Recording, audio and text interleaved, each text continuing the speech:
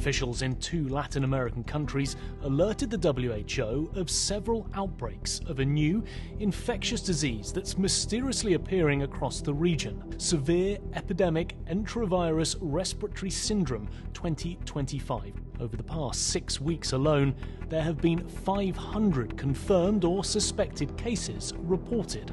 The virus could cause a severe pandemic if early containment and mitigation efforts are not successful.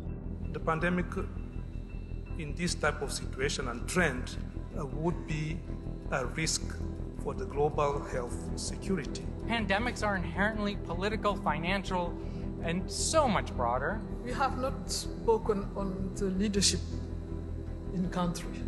And I think that we need to be also very careful. We cannot decide a lot of things without the leaders be involved and agree on that. There is no substitute for national leadership. It's important to support the local response or the national response. Training those that are in these areas first, enabling them with the tools, protecting them, and if needs be, regional solidarity first. At this stage, communication is key, and communication should include not just scientists with data, but also social, religious, and political leaders. Trust. This is an essential issue, and trust was broken among countries, between populations and healthcare systems, between healthcare systems and governments. I'm very sorry to say that in 2025, we need to strengthen the health system. WHO needs to be a voice for the voiceless. No one is safe until all of us are safe.